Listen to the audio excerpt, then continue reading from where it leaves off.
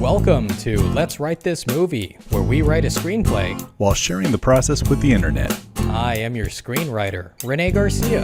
And I'm your collaborator, Brian Glass. Now, let's write this movie. How you doing, René? I'm fine, Brian. I had a kind of an odd week last week. So, even though this is not exactly about writing necessarily, I think that it's still important to talk about as a writer who, because I think most writers don't have the luxury of just being a writer, like a creative writer, to work on their personal pursuits. Yeah! Who is calling me? Let's take this live. Caller, you're on the air. Hello? Uh-huh. And wrong number. I hate that when it's restricted, because I think it's like my parents or something. Right. And then I just hear like a blaring television, and then they just hang up. It was your parents. I know. I know he's recording right now. Exactly. Did you mute your phone? Did No, I mute of course my phone? not. I want as many interruptions as possible, because this is the life of a writer. Pod right. verite. Right, Brian? Isn't that what this is? Show verite. Anyway. I'm not convinced it's ever going to be a pod. Okay, I found this on the web for shoulder today. Great. Thank you, Siri Siri. agrees. Well, we can always hope and dream, Brian. Yes, we can. I'm not convinced this will be a movie. So, I'm still doing it, right? All right. Whoa. Hi. Interruptions. Freaking Brian. All right. Meta. So, Yeah, exactly. yeah, this week was a little odd for me. I typically try to budget. I typically have a regular schedule of where I budget things outside of my day job. And several of the days this week were taken up by other things. So I was short by at least 2 days. And then, come Thursday, I had something big on Friday that I had to kind of mentally prepare for. And I just wasn't in the mood to write. Yeah.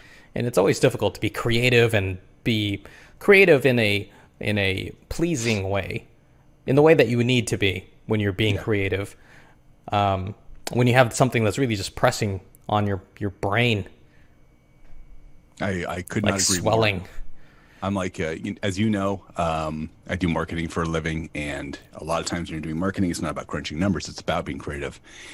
And when I'm under the gun, sometimes it's really tough. Just I have other things to deal with. I can't get those creative juices flowing at will sometimes. Yeah, totally. So I understand, man. It's okay. You still came through, man. Yeah, I just didn't have the time to put it up on the site. So the whole premise of the show, at least this episode, has been defeated by my laziness. What are you going to do? Well, I'll get back to you next week. So there's no blog post. No blog post. With that said, I know we kind of talked about what this episode was going to be like this week, and you mentioned that it might be a little shorter. Yeah. So I did want to talk about a couple of things, just to pontificate, I guess. A friend of mine recommended I watch this Netflix movie, a Netflix-produced movie called Hold the Dark. And I think the director I think his name is Jeremy Saulnier. I hope I'm saying his name right, or I hope I'm remembering it correctly. And I remember watching a previous movie of his called Blue Ruin, which has the main character in that movie. His name is Macon Blair or something like that. He is in this other movie that I'm talking about, Hold the Dark. It's just like a bit character. But I had expected Blue Ruin to be a little more prototypical. I knew it was an independent movie, but it... I think the reviews I read led me to believe it was going to be, more traditional and something satisfying in the way that orthodox movies are satisfying to me. Okay, I mean, I'm an industry guy. I'm not so much an independent guy, even though I do like a lot of independent movies. With that said, I remember finishing Blue Ruin and just thinking, well, that was abstruse, abstruse in the way that a lot of independent movies are, in that, dialogue is really minimal and characters don't behave necessarily the way you'd expect them to behave in certain situations, or characters are really non-traditional. I can't give you specifics because I can't really remember the movie very well. But anyway, so Hold the Dark, made by the same guy and written by the main character in Blue Ruin. I remember watching it thinking, okay, I thought, because it's really well produced and shot, right? And I thought, okay, wow, I think I can really like this movie, right? It's a little artsy, but I think I can really get into it. But then when people started talking, like the dialogue, once again, was just very minimal. Then I realized, oh, okay, this is, I see what I'm in for. But that got me thinking, I wonder if that saves them a lot of pages to like write a lot of description, and that's why everything looks so good and why it's shot so well, because the cinematographer is like, oh, I totally see what you're trying to do here, you know, instead of like what I'm trying to do is cram as much as I can in there, Yeah. while still keeping the dialogue, at least in my mind, a little more predictable, you know, in what people would say and how they might behave in certain situations. Predictable or naturalistic? Well, that's what I think. There's a lot of overlap there. Okay. Not predictable in the sense of I know where the story's going necessarily, but more like, you know, there are a number of things this person could say that are logical and predictable. Like, I don't know which one exactly, which path they would take. Though. What's that? It's character driven, though. Yeah. You like how I cant my head as if like, oh, I'll hear you better if I do this. I've noticed I can't, but I know what you're saying. You can't? I can't. Okay. Anyway, Brian, so I just wondered what the script looked like. And it would be interesting to see if it was just like giant blocks of text just for pages, you know? Yeah. And broken up once in a while with some dialogue. It'd be funny if it was like a 40 page script, and the cinematographer's just like, well, I guess I'll have some fun with this one. I mean, you know, this guy's a moron. Was the movie any good? So, and that's the thing, right? It's one of those, you know. Or you're left filling in the blanks because you're interpreting as you go. Yeah, it's more like that. Like, some of the scenes are very powerful. There's an extended scene where a lot of people get slaughtered, and it's unexpected because you think like, well, this is a small town kind of movie. It's a movie essentially about a small town, out of the way town. And there's this, you know, just a lot of violence that looks very gruesome. Yeah. And I thought, wow, this is really well done. But then, you know, I couldn't grasp the context. Like, I knew it alluded to a history within this town and the characters involved in this slaughter, but I didn't understand how that played into the overall narrative. And so once again, it's on the abstruse side of independent movies, where I think the audience has to do a little more work to meet the filmmakers and their vision. Yeah, those things don't really bother me, but it sounds like if the rest of the movie had lived up to what that one scene was, it'd probably been a great movie. You know, when I see things like that, I think, well, this may have been a good short that they turned into a full length, or, you know, instead of the few movies that Netflix puts out that are with the big stars that are kind of surprises, or whether they're marketed or not. There are, I think, way more that are just not quite theirs, you know, with more of a niche audience. You know, they're not expecting a lot of this, so it's never going to hit like the theaters. It's going to hit Netflix instead, and that sounds like it may be more this movie. Okay, you know what's maybe fun? Like, go ahead. I was just going to say, like, maybe like second tier. You know, not quite ready, not like full distribution. In other words, yeah, but still going to get to play. I think what's interesting though, the irony is that while a Netflix movie might be considered straight to video, I think that a filmmaker will actually get a broader audience and a wider release through Netflix than they would if they tried to release it in a theater as an independent movie or a smaller budget movie. I think it's a great place to make your name. You're maybe not going to make a lot of money on that first film. Yeah. But the second film, you could probably command something, you know? I'm curious. I don't think, like, when it comes to the Oscars, if I remember correctly, they're still not like eligible for movie of the year, right? For best film. Netflix movies? That's a Yeah. good question. I don't know. That's a good question. Because I think it still has to be theater release Okay. per their rules, which is weird because, the world is changing. Yeah, It might be time to update those rules. totally. Soon we're going to have like YouTube stars at the Oscars being nominated. Exactly. Yeah, We could, man. We put out some feature-length episodes. totally. Exactly. See, what they're really talking about is the essence of life. Right. That's Dude, deep, man. That's deep. my, That one time when my they were talking about script. Sam. Yeah, I know. My script with Andre. That's what this would be. Do you know that movie I'm referencing? Yeah, yeah. Okay. yeah. Have you tried to watch it? No. Okay. I tried you? to watch it. And I think if I was a little more invested in what they were talking about, maybe it would be an interesting movie. Because essentially it's what we're doing right now, right? We're just talking. Just you guys talking about whatever. Yeah. I just think that what we're talking about is maybe a little more relatable. So there we are. I don't think I'm going to ever revisit my dinner with Andre. My script is with René. Yeah. Well, maybe it's more my script with Brian, since it's your script. Yeah. Yeah. Mm-hmm. You're the protagonist. I guess, an antagonist. I'd like to think of you as a supporting cast member, Brian. You're loyal sidekick. The Little buddy? well, I don't know, man. Big buddy? Trying to think of what the antagonist would be. The project itself? Life? Yes. Time. Now it's becoming truly independent, Brian.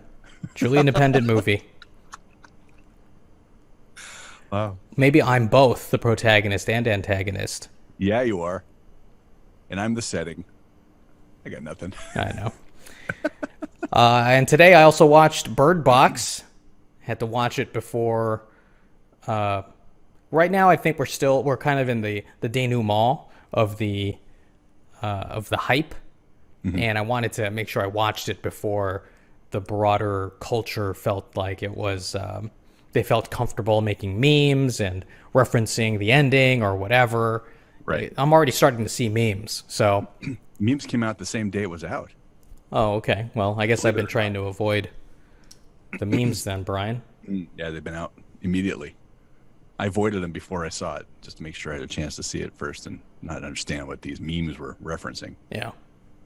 So, fun movie.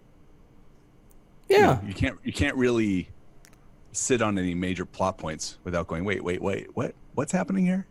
Is any of this actually possible? Like, if you just kind of accept these weird rules, then it's a fun ride. But as soon as you put any real intelligence into it, once they got in the car, I was like, come on, you're never coming back. How accurate are those GPSs? Well, I guess Right. I guess they don't have to be run by anyone since the entire world has been infected. So I guess they're just self-running and they're going to be pinpoint accurate all of a sudden. Okay, and I don't know. The whole thing was a little bit silly, but it's still suspenseful and well done. Yeah, I didn't think the GPS was actually necessary. I think that was just to give the audience, I mean, like logistically, to get to the store. It's like they knew how to get to the store, right? I know how to get to the store from my house. I would never be able to get there without seeing anything. Well, I mean, I think if you drove slow enough. No? No. Okay. Well, I I thought that whole situation was already a little, like, I thought, they kept showing us just the carnage that was happening on the roads before then, right? Like, there's going to be debris everywhere, cars Exactly. wrecked and stuff. It's like, this is impossible. I don't Right. care if you have proximity sensors, Yeah. Anyway, Open the doors. This is done. Open the door. yeah, Just end it. End it quickly. I want to see it. yeah. Let's go. Just like go out creatively. Exactly. Anyway, yeah. No, what I mean is, like, that's what you would ask. I want to kill myself with nail clippers or something. Did you see Shyamalan's The Happening? Yeah. Yeah, I thought this was a better version of that. Because The Happening was just terrible. It was. It's funny because I liked the setup of both movies a lot. Like Okay. the beginnings were interesting. Like, wow, Yeah. what's happening here? Right. It's a mystery. Just yeah, nice mystery, nice world building. It happened a little bit fast, I think, in Bird Box, but it was still fun. I still enjoyed. Right. It I did loved, happen like, very fast. yeah, yeah. But other than that, I really enjoyed that part. And same with the happening. It just really went off the rails. Yeah, but then Badly. they also like solve the problem in the first act. Of The the happening. Yeah, they Well, it's been a explain while. it immediately. Oh, Well, not immediately, but very soon after the inciting incident. Anyway, Yeah. Brian, that's what I wanted to talk about. I think all of my talking points are done. How was your week? it was good. I Was like it? I mentioned last time, I was gone for Yeah. most of it, so it was good enough. Good enough that I'm relieved and happy to be here today. All Having right. this fine show and having the stress behind me. Fantastic. Yes. Glad you're back. Glad you are stress-free. Well, stress-ish free. Stress, yes, Free-ish. exactly. Relatively stress-free. Back to normal stress. All right then, Brian. Shall we get to the script? I think so. So, All right. one thing I want to say before we begin is, I like where we are now in the story because I get to write the horror part now. Like we haven't had a lot of horror necessarily. I mean, it might have been horrific, but yeah, I think it's been more of the aliens kind of horror in that it's actiony. It's got some action. Whereas Aliens now, the movie. what's that? Aliens the movie. The Yes, action. Aliens. Aliens, the second Yeah. part of the series of Aliens. Yeah. And now I feel like in our script, it's I can now start writing the where it really feels like a horror movie where people are falling out of the shadows and getting dragged back into the shadows, all of that, And I am looking forward to it. I'm enjoying where we're at for a different reason, which is the power dynamic shift. That to me is like what I've been really looking forward to. Yeah. So I think that's cool, and I kind of really want to look forward. I really want to see what's going to happen next. Like this is the part where, during the movie, I'm not getting up to pee. It's like, okay, what's going to happen here? This is the cool Right. part. You know what I mean? Like, oh, tables are turning. This is what I've been waiting for as someone who knows the overall plot. So this is cool to get to the turn. Yeah. Yeah. Okay. Oh, did you Shall get my we- note, Brian? Oh yeah, I didn't make that change. Though. Okay. Well, just so you know, Long is not carrying his own lantern. Oh, okay. Because I actually had a question about that. But Yeah, of course you did. so this will be. Page 92. Is it whose is it? So it's Zeke's lantern lights Got up Long's face. All right. Or his Long's expression or whatever I wrote. Got it. All right, it will be changed on the fly. Okay, Brian. Let's do it. Let's Script time. begin with internal or interior Grand Hotel Interior. lobby.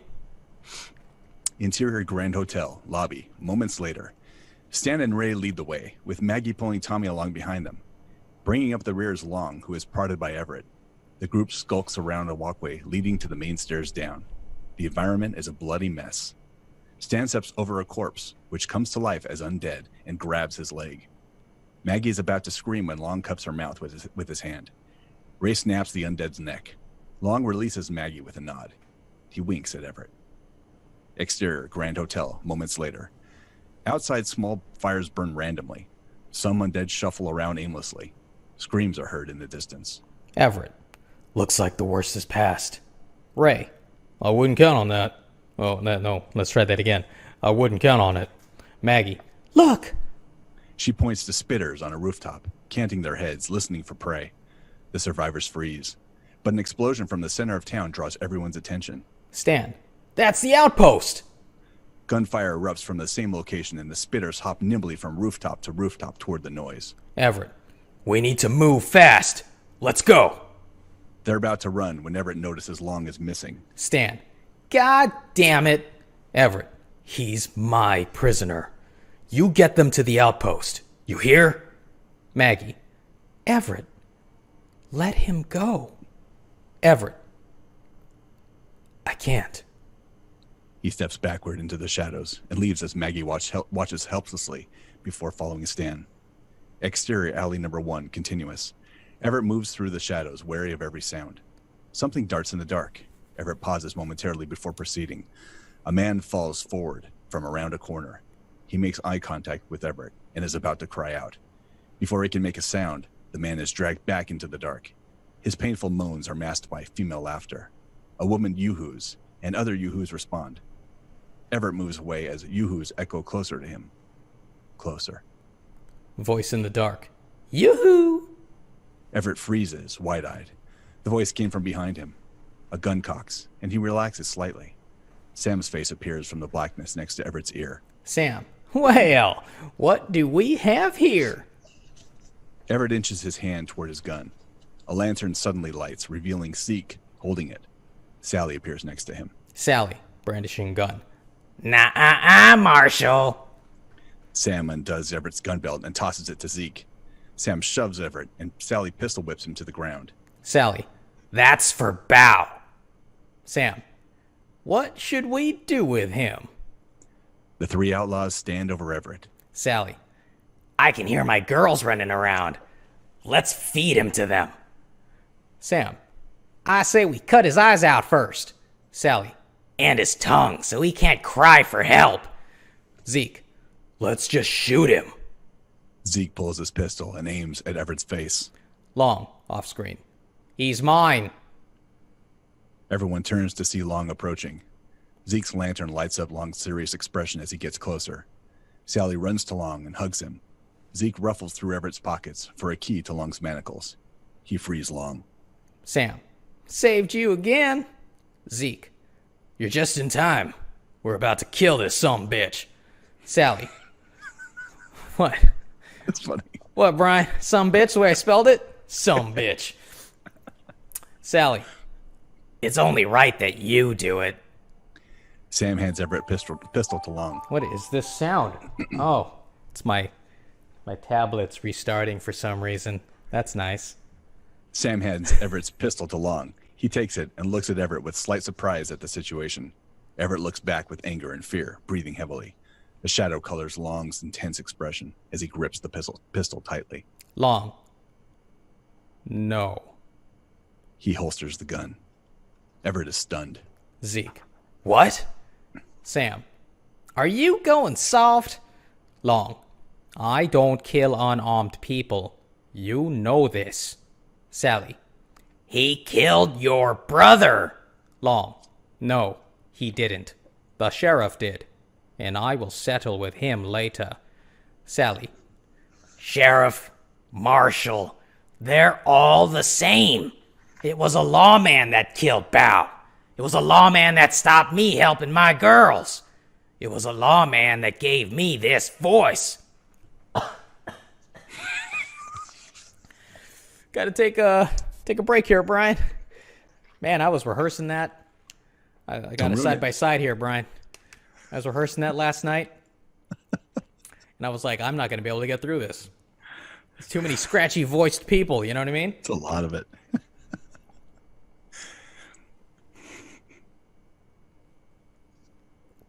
Oh. And she used to say, it was a lawman that gave me this singing voice, but singing pushed it down a line. So I was like, damn it! It's not a singing voice anymore. It's just a voice.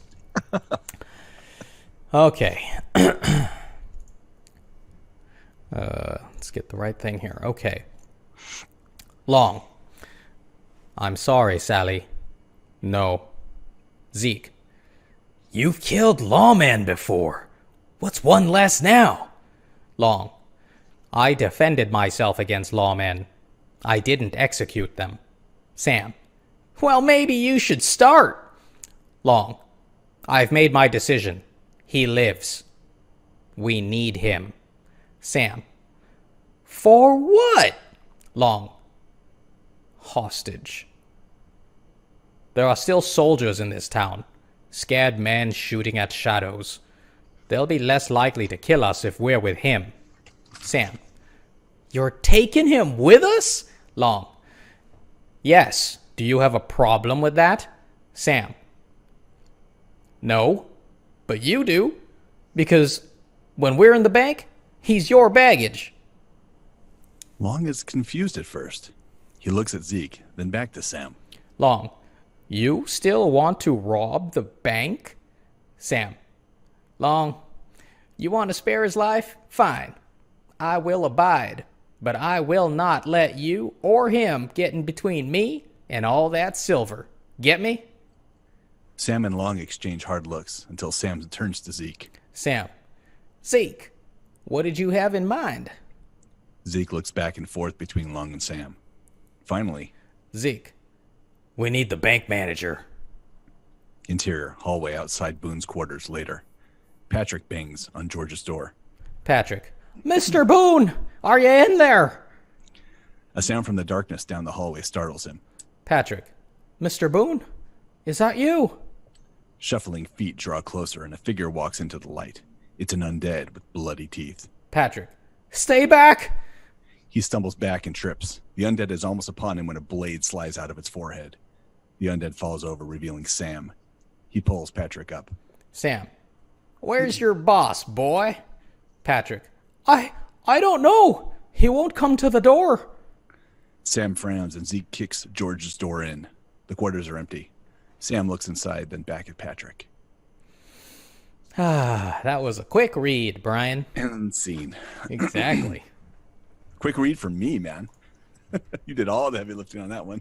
You know, it's just quick lines. Really made these pages fly by. Yeah. So, Lay it on me. Renee, as I alluded to yesterday when I read this through the first time, it was like, what is this, 5.5 pages or so? And Yeah. I read it in about 5 minutes. And typically I stumble through, there are parts that I get hiccuped on. And I didn't have that, experience yesterday. Same when I reread it today. It's very clean. I don't have a whole lot of notes for you today, in other words. Yeah. I think it's really good. I think it's good to move the scene, or the movie forward, and it's very clear. I have just I have some thoughts on here as I wrote, but this is kind of where what do notes really mean? Like, to me, a note really should be about something substantial. Yeah. So I have a few things that are here that are minor that I guess I could cover if you want me to, but in reality, I only have one real note, and it kind of is on 2 different pages. So, Okay. Which would you prefer? You want me to go super weedy, or do you want me to kind of just dig into that note? Just give me the note. We'll wrap it up early. So the note is, once we get onto page, actually, I have a question as well. I need you to remind me of something, and I should have asked this before we started to perform it. Can you remind me again, Sally's new backstory? There are some changes, right? Yeah, she's an abortionist. Will that be clearly laid out, or is that going to be? When she talks about her girls, though. Yeah.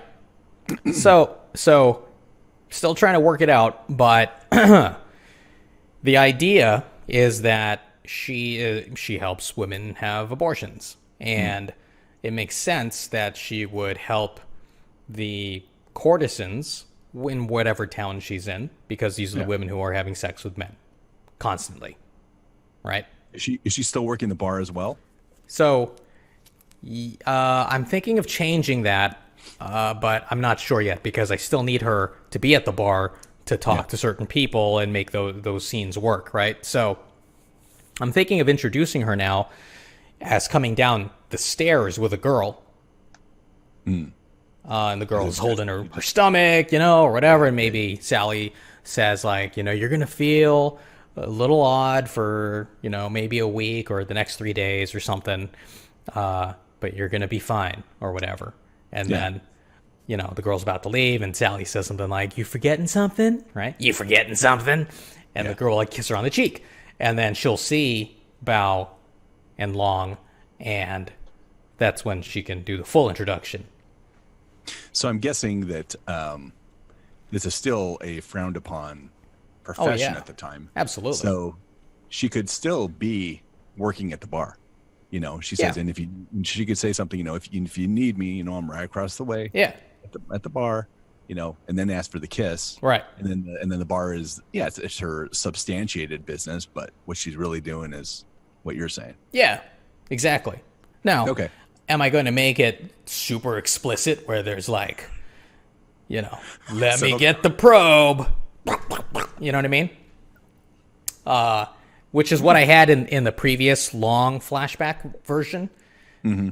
Like Long is actually like holding a light for Zeke. Zeke was like the actual abortionist doctor. Wow. Right?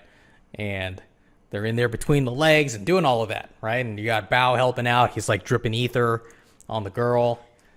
It was a big to-do. But that's all gone. So now it's a little more, I guess we'll call it, we'll say palatable. Yeah. Well, I don't know if it's necessarily because of being too much, but I think it would probably draw too much attention away from all the other things that are going on that are probably a little more important in terms of the story. Yeah, but we still need to,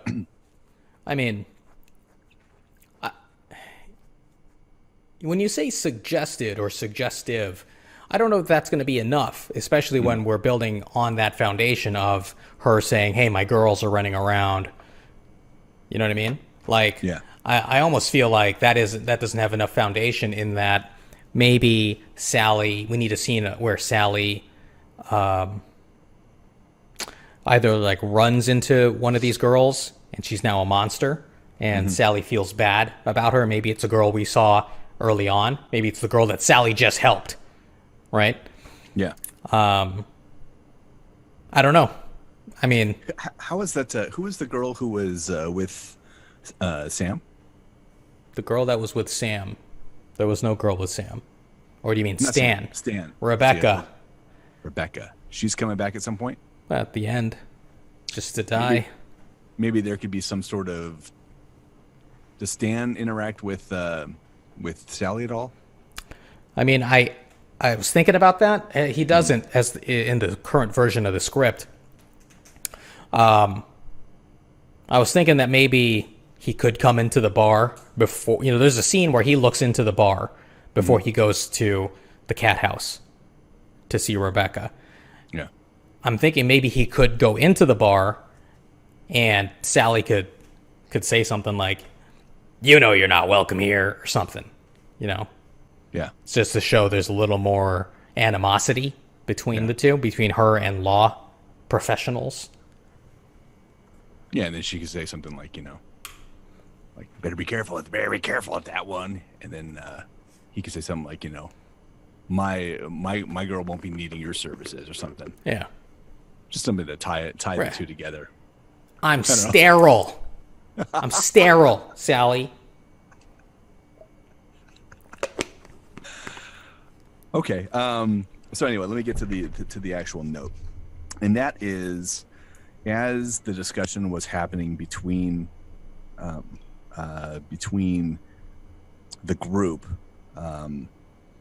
Sam. I'm sorry. Let me get to the page here. Yeah, between Sam and Long, and Zeke and Sally, once they've captured Everett and disarmed him. My only substantial thing was that I would have loved at some point to see some sort of reaction from Everett as they're having this dialogue. Yeah. Even if he's being silent, but if there's just something, he's kind of looking at them, with some reaction. And I believe he was stunned at some point, right? Because he got hit. But I didn't know if he's still if he's totally out of it at this point or if he's cognizant. So maybe if there's the point, I like the idea of, when basically Long is standing on principle, saying, I'm going to kill this guy. He's not attacking me, and, he didn't kill Bao, et cetera, et cetera.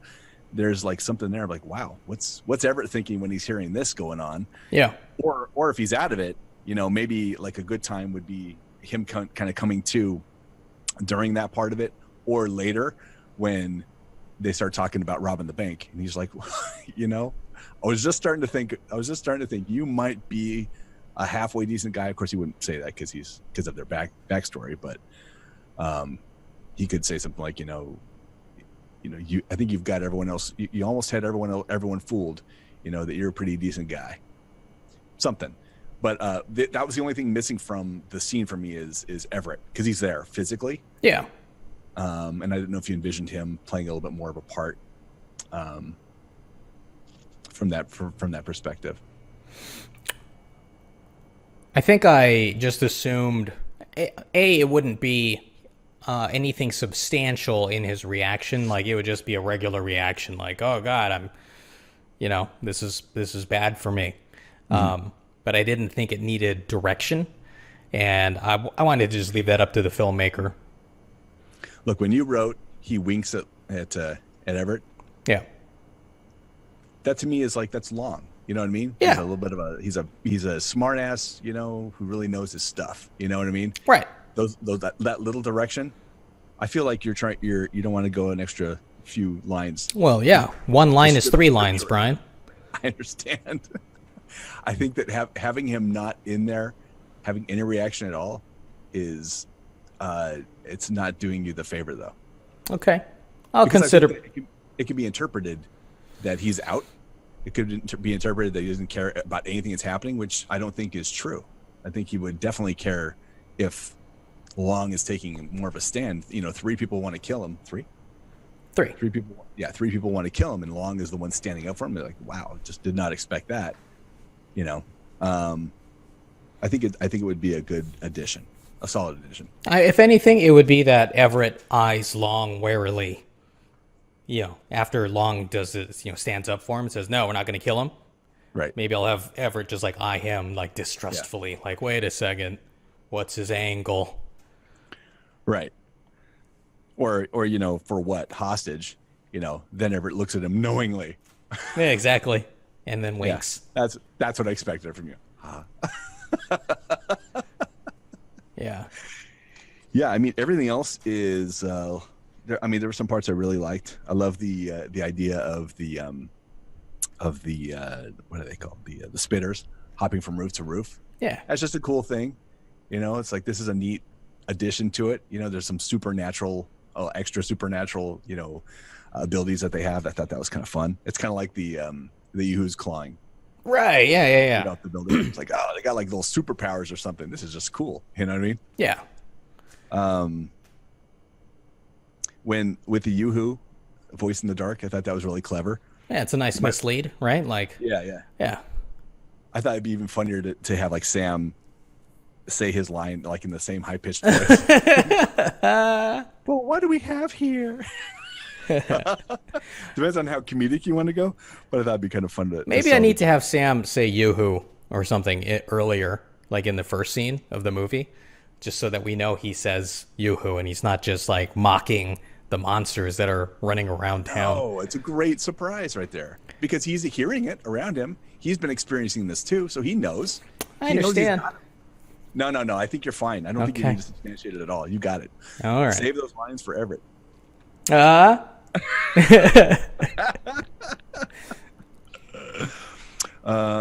Did you like the one of my favorite parts of this is when Long on top of 91, Long escapes, and Maggie tells Everett, Everett, let him go.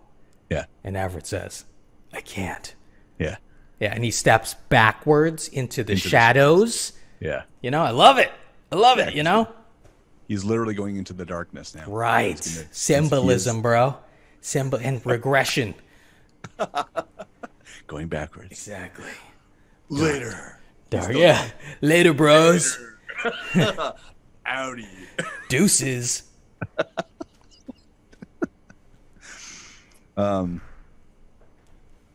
So, question for you on the bottom of 93, when Long says, I've made my decision, he lives, and then there's a bit of a pause, and he says, we need him. I was trying to understand which way this was intended, because I was reading it 2 ways. I was reading it as either he made up his mind a page ago, that's where he was getting, or he just made it up right there on the spot. And I kind of like the idea if he did it there on the spot, like he's reading the room almost. Yeah. And he's like, this isn't enough for them. Just me saying no. So I put a besides in there. Because I feel like that serves more there's a second reason as well. Yeah. You know what I Yeah, mean? that makes sense. Like I said, these are just the tiny things. Yeah, those are all my notes, man. I'm sorry. I don't have a lot because I think this is really solid. Yeah, you know, as I was writing that, I was like, I'm not convinced as a writer that everyone would be fine with, well, Long says he's gonna live, so Right. let's not kill him. You know, I mean, especially with Sam there, who's like a loose cannon. You know what I mean? So I was like, okay, what would make sense? And so I hope it comes off, and I know it came off to you, but I hope that if and when this movie gets made, it comes off to the actors that this is meant to be. He's thinking quickly. Yeah, that's how I You know, felt. yeah. I mean, I think, and I also want, you know, the moment right before that, when he's given the gun, you know, he makes up his mind right then. Like, okay, I'm not gonna kill him. Yeah. Right. Like, the reasons maybe are not explicit, but I'm trying to build that kind of mutual respect. You know, Everett stood up for him. So there you go. Yeah, I think this is really interesting, and I think there's a duality that's playing out nicely here. You know, with Sam challenging Everett in his decisions, and Everett not just being able to say this is the way it's going to be, even though he wants to. Yeah. He has to substantiate it, and at the end of the day, he does have to take the more domineering role. Long kind of is trying the same thing, and he's getting questioned by his group. Right. And I think that is a really nice mirroring that's going on between the two. Yeah. You know, it's interesting. I'm watching a show right now that's been running on Showtime called Billions. Have you heard of that? Yeah, of course. Pick up that Yeah. poop with your hands or whatever. watch it? I've only seen that one clip. Well, the show has, I guess you'd have to say, dual protagonists because they're both kind of good guys and kind of really bad guys, Yeah. both of them. And both characters are drawn really well, and it's kind of difficult to figure out who to root for. You know what I mean? And I really like that. I really like that it keeps you in that zone where as soon as you kind of get comfortable with one guy, oh man, he's a real some bitch. Some bitch. He's a real some bitch. But then he has these redeeming things that happen. So they're like constantly in each season, like up and down, like who am I supposed to root for? And I kind of get that feeling with Long and Everett now, and I was hoping that they would be equally positioned, and I feel like they've been both well flushed out. So I think this is a bit of a balancing act on your part, Yeah. and I think it's working really well. I think this is a cool thing that you just don't see a lot. Yeah, I think it's coming together. Yeah, well done. I do think it's I can feel myself kind of like rushing scenes, like I'm doing shortcuts here where, you know, hey Zeke, what'd you have in mind? And then cut to we're at the bank now. Yeah, You know, and then where's your boss? He's not here. Cut to we're in the bank again. You know, there are some things I need to change here, though. I can't have the explosion at the outpost yet. I think instead it's going to be a firefight, and that makes Everett think, okay, they need our help. We need to go, right? Because it's the explosion at the outpost that forces everyone to leave the outpost. Okay. So I think in between, like they're grabbing Patrick and they're going to make Patrick try to open the vault. And we're going to cut to what's happening at the outpost where Stan and the other survivors, you know, they get accepted into the protection of the soldiers. And then we can have some dialogue, you know, with Jimmy and Sarah from the train, so we can kind of reestablish them or whatever. And then we can see that there are people who have been bitten at the outpost, and they're starting to turn. And so we know that there's going to be a problem.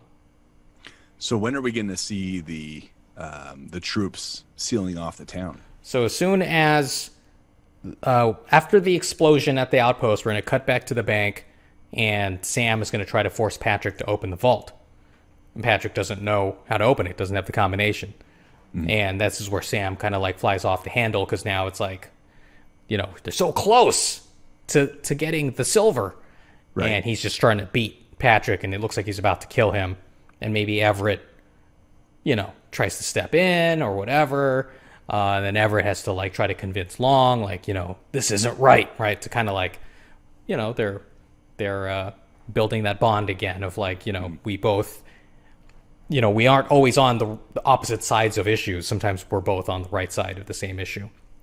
Anyway, and that's when the vault's going to open on its own because Prophet is inside and he opens it as a zombie. I don't know how realistic that is, but whatever.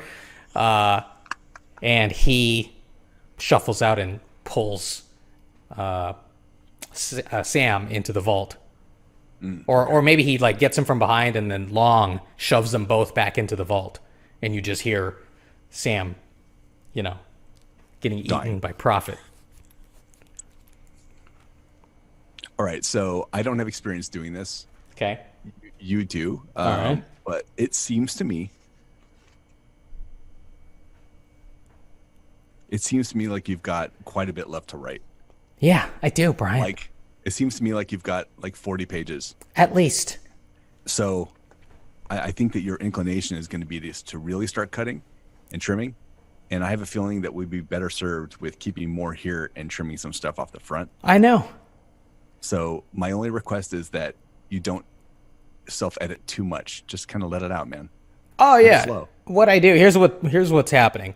And for everyone watching, I could have written more than 5 pages, especially look how fast this read, right? It's all dialogue. Yeah. But I wrote 5 pages and I was like, okay, it's good enough. And then I went back to the essentially like almost the beginning of the script, even though I had edited to like page 40 last week, trimming. I went back to like maybe page 15 and I started trimming some more. And just like, he doesn't really have to say that. Let me just cut that line. I just saved like 5 lines and boom, I just had an establishing shot shoot up. And I was like, yeah, you know what I mean? So, it's getting compressed from above, So I think we're going to be okay. So I know if next week I read from, 91 to 96, you've done it again. Right. Hey, 10 new pages this time. What? We're never going to get to the end. But we lost 4 characters and they are. Yeah. There's no Long, no Everett. It's just zombies, bro. It's awesome. No dialogue. Zombies in the vault. Exactly. It'll be My Dinner with Andre, but with zombies in a vault. Right. What's happening here? Yeah. What am I watching? Is it almost over? Avant-garde, bro. All right, man. Hey, well, great job. This is a record for us. This is going to be our first sub 1 hour. Ah, is that what that means? Well, we can banter for 8 minutes here. Stretch it out. No, because we have a bunch of stuff that's not actually in the beginning. Oh, that's right. Yeah, we'd have to talk for like 20 minutes I think, at this point. All right, well, is there anything else I wanted to say? No, I'm good. Brian, anything else from you? I think we're good, man. All right. Oh, God, how do you even plug? It doesn't matter. What? No one goes to our properties anyway. If you want to interact with us, we'd love to see you. You can always go to letswritethismovie.com. Google us. We also are on Twitter at #WriteThisMovie. Renee's on there sporadically. Hashtag. I'm sure if you write something, isn't that what it is? No, man. At. You don't. You're not a Twitter guy. Listen, I don't go on the Twitter. All right. Exactly. We are not on Facebook. We are not on Instagram. We are not on a lot of things. Nope. We would love to read comments. Do you know how to put a comment in a YouTube feed? If you do, please do so at some point to substantiate that you are alive. That you are there, that you have seen this. How did I do? You did fine, Brian. Fantastic. Great. Fantastic. You'll do that every week. No, I'm usually doing something else at this point. I know. All right. If you enjoyed this episode, please give us a subscribe and ring the bell for notifications. And we will see you in the next episode. Bye. I am a little sweaty. Oh well. I have a healthy glow. You want to wait a few minutes, Brian? You want to cool off? Stick your head in the freezer again? Again. Well, that was a suggestion, like in episode 2, so that you weren't so red. No? Who remembers that far back besides you? I remember a lot of things.